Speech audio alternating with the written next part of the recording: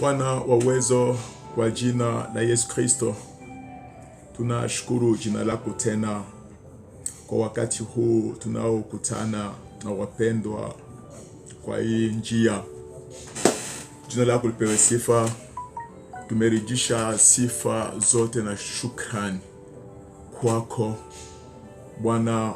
Upewe sifa Bwana, utukuza mioyo yetu na utukuza jina lako, kwa maana tunakuaminia wewe Mungu asiyebadilika, na una uwezo wa kubadilisha wana wa watu. That's why tumekimbilia kwako wewe unayesikia maombi, kusudi usikie maombi yetu leo wakati tunapoanza hii kipindi tena kushukuru jina lako. Asante Baba kwa kwanza nasi, na asante tena kwa kwenda kumaliza nasi. Upewe sifa na utukuzo milele yote, kwa jina la Yesu Kristo aliye Bwana na Mwokozi wangu na wetu sisi wote. Amen. Wapendwa, jina la Bwana litukuzwe sana tena leo Tuesday, kama siku yetu ya kukutana kwa hii mtandao. Mungu akatupa nafasi mzuri sana ya kuonana na kuongea, na si kawaida yangu kabisa mimi kuongea mambo ya watu. Mimi ongea mambo ya Biblia ambayo Mungu anafanya kazi yake na watu wake through the Bible.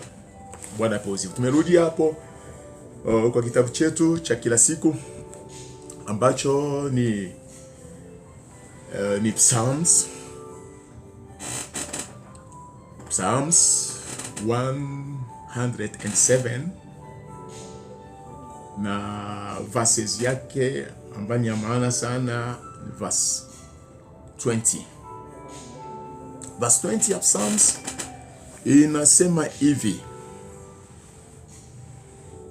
Wakati unaposoma hiyo kitabu, usijifanya mjuaji sana wa Biblia. Jifanya kama hujawahi kusoma, itakusaidia sana. Na verse 20 inasema hivi: He sent forth his word and healed them. He sent forth his word and healed them. Mungu akatuma neno yake, his word. Neno ni ya Mungu, si neno ya watu. Kwa sababu leo watu wanakuwa na maneno nyingi sana, kupenda kuonyesha vile walivyo. Watu wanakuwa na maneno nyingi sana, hata kwa madhabahu. Unapata kwa madhabahu hakuna tena neno la Mungu, kuna maneno ya watu. Maneno ya watu ni ya kupendeza watu, ya kusisimua watu, but hakuna uponyaji wowote wa moyo kwa maneno ya watu. Most of the time tukienda kanisani tunaenda kusikia maneno ya watu.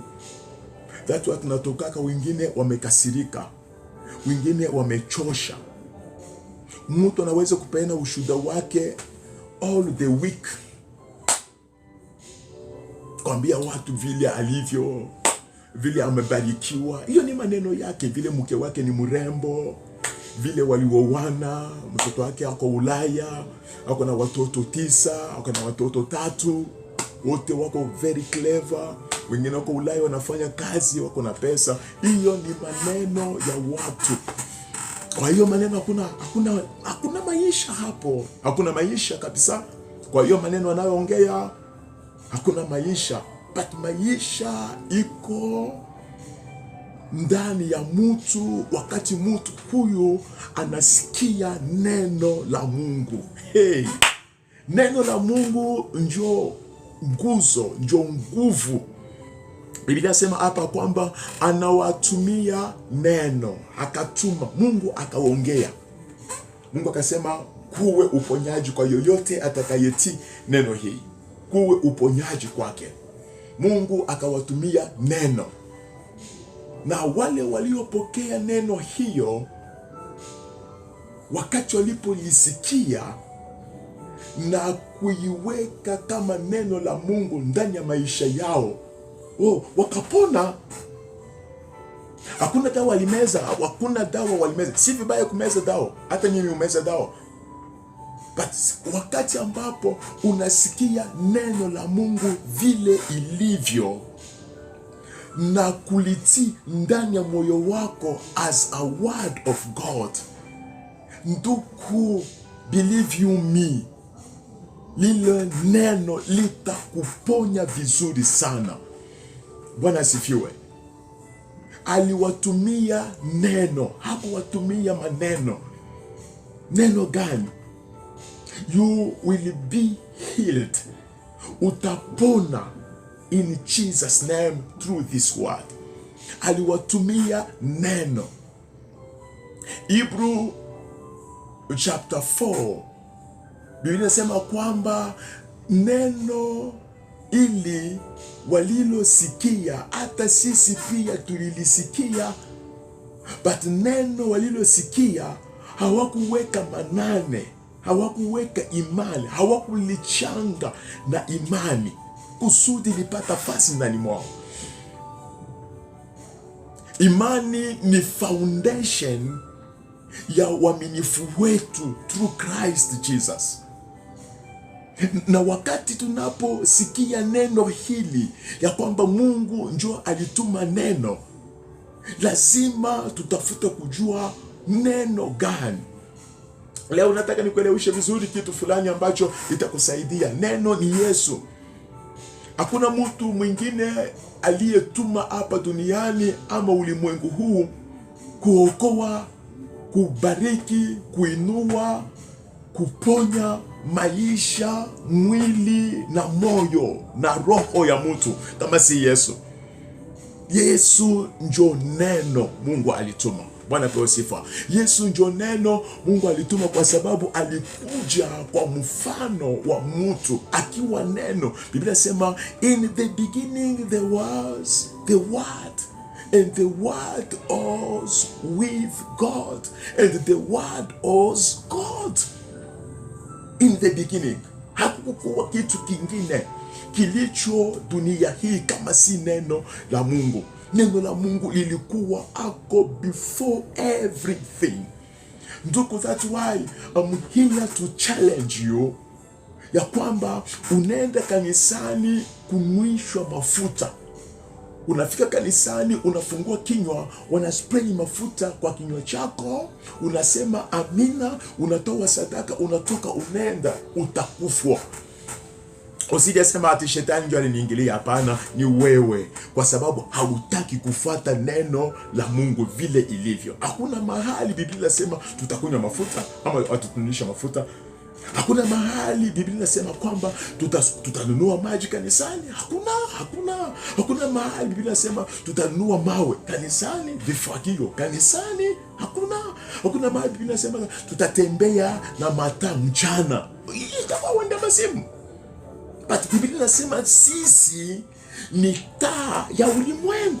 Manake vitendo vyetu itangazia Ukristo wetu na watu wengine wataushuhudia. Bwana apewe sifa.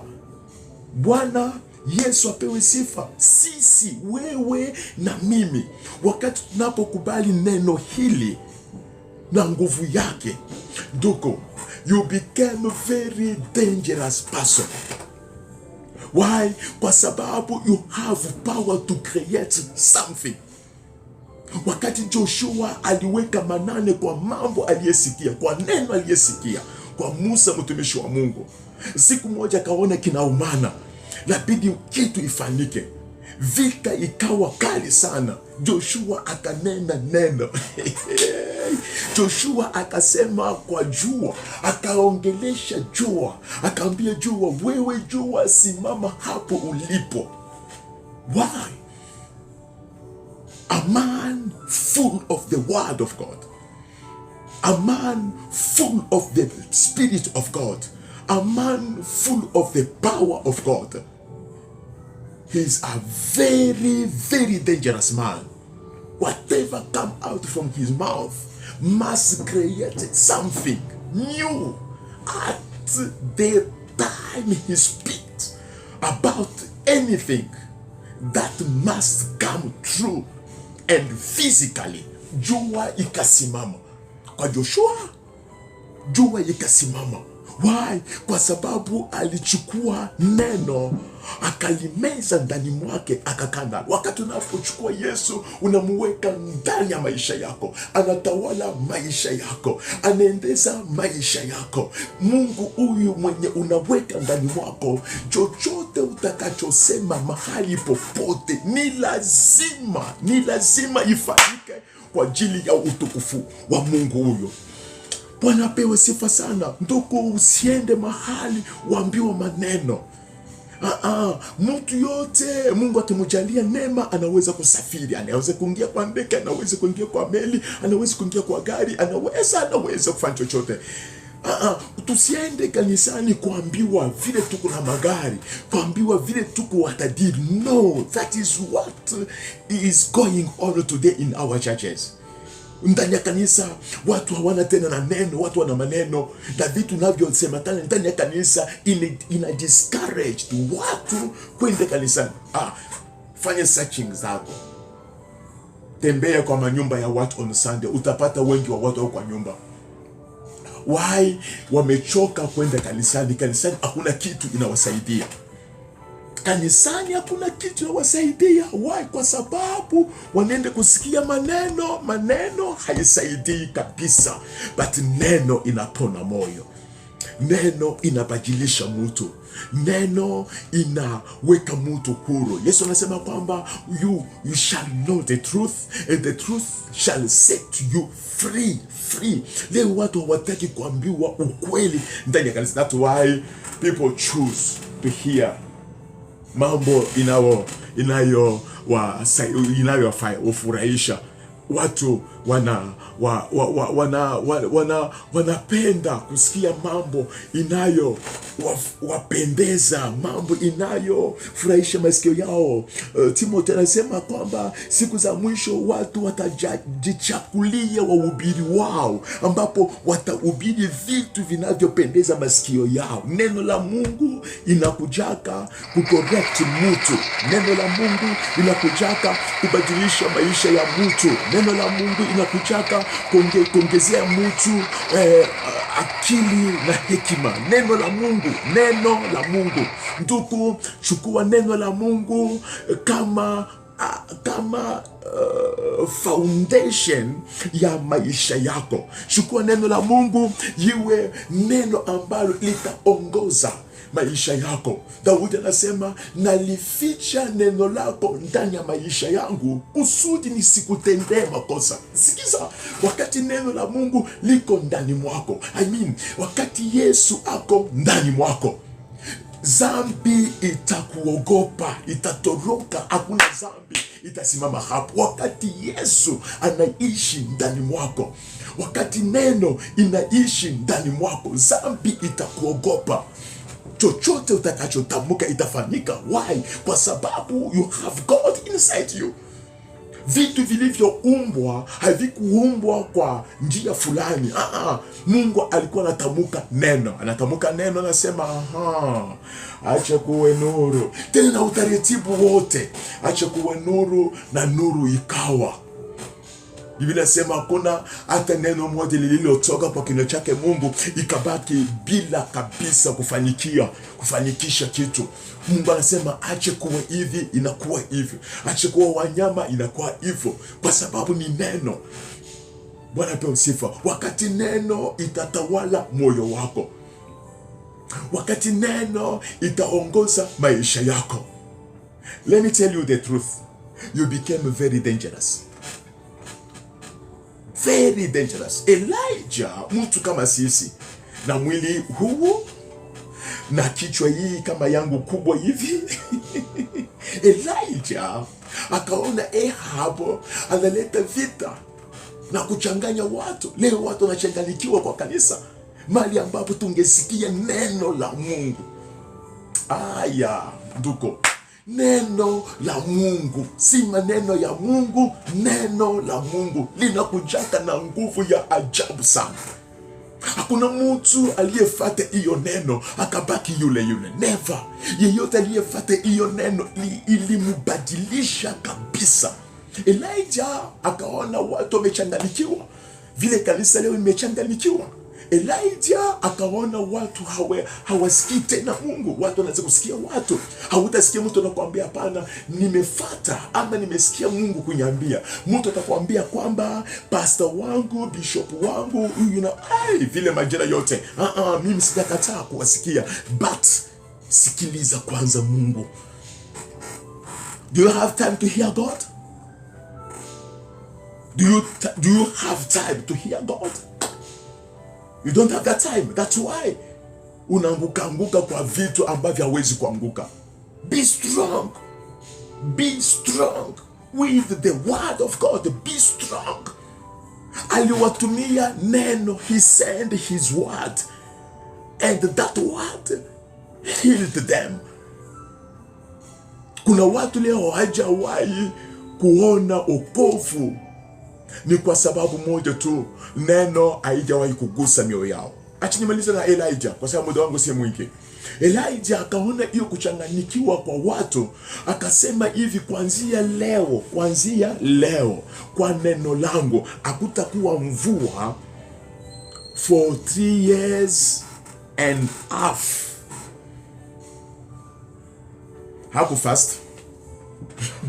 Hakufast. Alisema tu kwa sababu ya kuonyesha Ahab ya kwamba kuna Mungu anayeishi ndani mwangu. And that word come from my inside. That is not my word. That is God who speak from me. Kuanzia leo hakutakuwa mvua.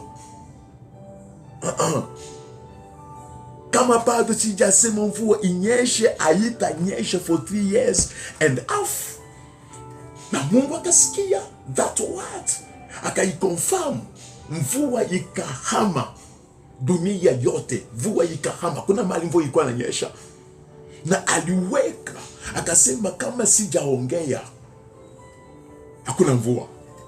Manake anayeishi na Yesu ndani mwake hakuna hiyo nguvu ya kubadilisha vitu na maisha ya watu. Leo tunang'ang'ania watu kwa nguvu, naye ataka kuokoka, naye ataka kuokoka, naye anataka kuokoka. No, that is not our duty. Our duty as a Christian and preacher, let's preach the word of God as it is. Na watu wenyewe watamua. Sisi tuuliza watu. Nduko, acha nikwambie hata hiyo maombi ulifanya bwana. Acha nikwambie, unyambie 3,000 people waliokoka wakati wa Peter walisikia nini? Walisikia maneno ama neno? Walisikia neno.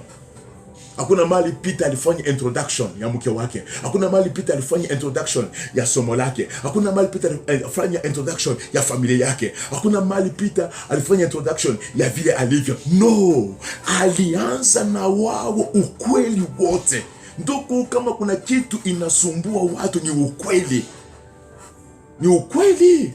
Ukweli inasumbua, mtu mwingine anaweza kukasirika. That's why Wafarisayo hawakumtaka Yesu, kwa sababu ya ukweli. Neno la ukweli halipo leo, halipo kabisa. Lilihama kwa makanisa na kwa vinywa vya wachungaji, kwa vinywa ya wahubiri.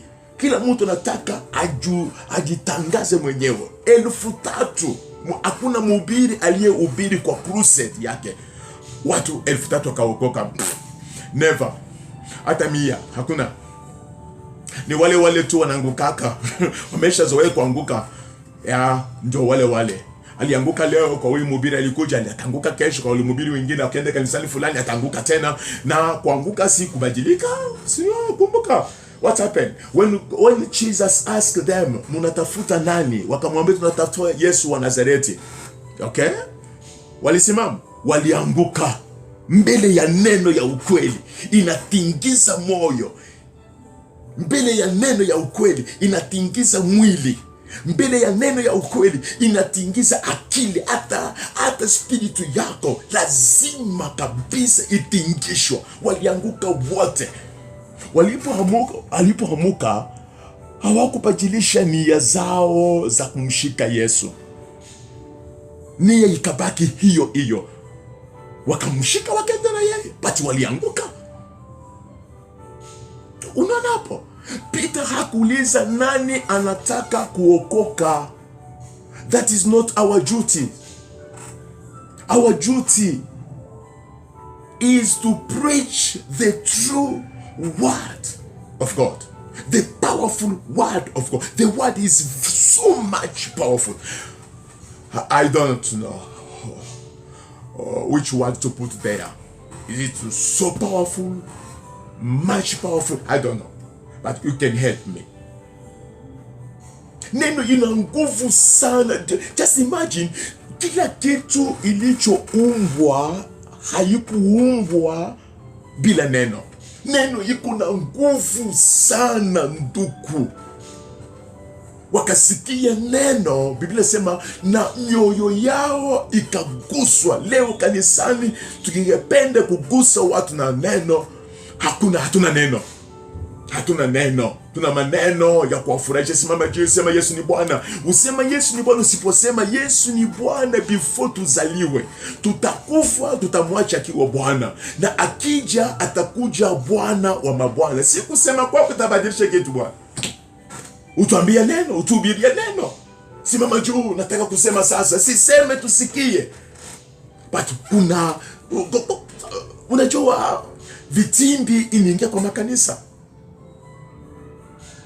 Hawana neno iliisha. Kwao Biblia imeshaisha. Ndio kwa maana unaona wanatafuta tusoma hapa, tuenda huko, tusoma huko. Na verses hiyo moja inaweza kutupeleka sana if you are under the anointing of Jesus Christ. Peter hakuuliza watu kujeni hapa. Kujeni hapa. Semeni hivi, Bwana Yesu, vuta jina langu kwa kitabu ya maiti, andika jina langu kwa kitabu ya uzima. Wewe uliona jina lako kwa kitabu ya maiti? No. Biblia inasema mioyo yao ikaguswa. Wakamuuliza Peter, ndugu, tufanyaje? Tumesikia neno itasukuma mtu kuamua. Haleluya. Uamuzi ni wa mtu, si pasa ambia mtu nani anataka kuokoka na afanye hii maombi nyuma yangu. No, hawakufanywa maombi, but waliamua. That's why unaona leo huyu anaenda leo kwa hii kanisa, anasema nani anataka kuokoka, anaokoka tena. Anaokoka tena. Anaenda kwa kanisa nyingine, anataka kuokoka, anaokoka tena. First of all, wanatafutaka mahali kuna chai. Mahali kuna chai, wataokoka sana na soda. Kwa hiyo kanisa tulipokelewa vizuri sana. Tukakunywa hata chai, nikunywa chai niligonga vikombe vitatu. Wasikiza, atatoka hapo next Sunday anaenda kwa kanisa nyingine, anaenda kuokoka tena. Why? Kwa sababu hakupata neno ya kubadilisha, ya kugusa, ya kutingiza moyo wake. Hakupata. Alipata maneno ya pastor, alipata maneno ya nabii, alipata maneno ya kumwambia naona shetani. When we have God inside us, there is no store, there is no place for the Satan to enter in us and reign. No, the word will reign forever and ever. Amen. Hallelujah. Akatuma neno. Wakati neno hili litakufikia, fikiria about what you heard. What you heard, what is in your mind and spirit. If this word will convince you, oh dear, change your way. Yohana Mbatizaji alituma kama neno. Asema mimi ni neno. Ni sauti inayolalamika, tengenezeni njia ya Bwana. Hakuwa na mahubiri ingine. Watu wakasikia, wakaanza kutubu kwake. Neno la Mungu la ukweli litasukuma mtu kutubu. Neno la Mungu la ukweli litaponya moyo wa mtu. Neno la Mungu la ukweli litaleta ujasiri kwa imani ya mtu. Neno la Mungu la ukweli litasaidia mtu kuchukia dhambi. Neno la Mungu la ukweli litasukuma mtu kupenda jirani wake. Neno la Mungu la ukweli litafanya mtu atembea kwa mwangaza wa Roho Mtakatifu. Neno la Mungu la ukweli litafanya mtu asikia wimbo mpya. Hata nyimbo zetu leo haitukuza Mungu. Kanyanga shetani, kanyanga. Wewe unaweza kanyanga shetani? Wewe unaweza kanyanga shetani? Tunatoka kanisani miguu yote inaumwa, tulikanyanga shetani, but still sisi ni waongo. Tulikanyanga shetani, still sisi ni washarati. Tulikanyanga shetani, still sisi ni waizi. Tulikanyanga kabisa. Tena naambia mtu leo nilikanyanga hata kwa kichwa. Wewe uliona kichwa yake? That's why this word is for you and me. Wakati hii neno linisaidia, wow, nikasema acha nisaidia ndugu zangu. Acha nisaidia ndugu zangu. Ndugu, nimekuja kukusaidia kwa sababu mmesikia maneno nyingi sana, haikuponi. You still the same. You still the same. Hata wewe unahubiri sana, but neno unayohubiri haina nafasi, haiconvince hata mtu, kwa sababu you are not the real model for it. Bwana asifiwe. Nataka neno hili ipata nafasi ndani ya moyo wako. Centurion, huyu mkubwa wa maskari, alikuwa na mfanyakazi wake ni mgonjwa. Si alikuwa mgonjwa, alikuwa na mfanyakazi wake ni mgonjwa. Akaendea Yesu akamwambia, mfanyakazi wangu ni mgonjwa, sasa kama twende basi kwako. Hai! Kamwambia Yesu, hapana.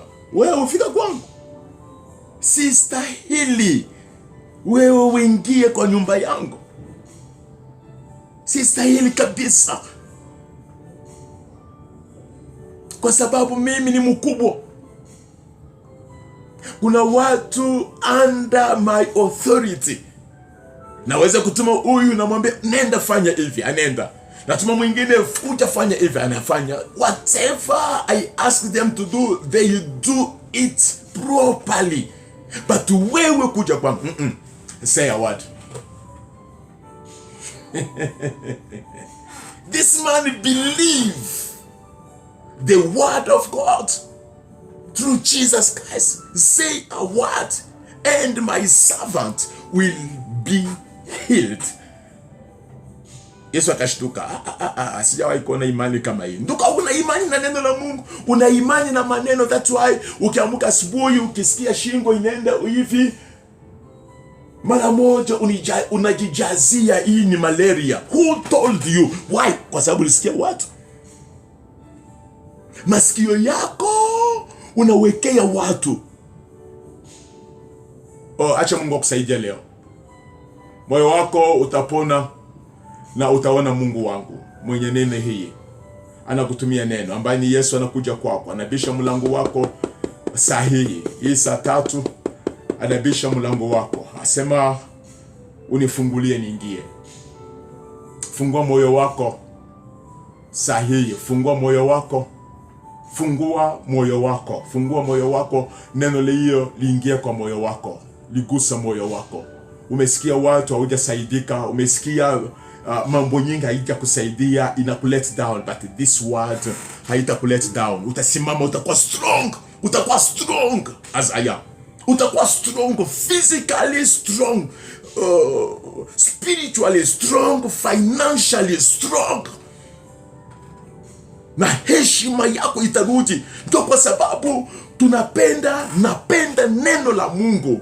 Daudi anasema vile nilivyokuambia, na lificha neno lako ndani ya moyo wangu kusudi nikusikutende. Wakati neno liko ndani mwako, wakati Yesu anaishi ndani mwako, hautatenda zambi. Zambi itakimbia that God presence in you.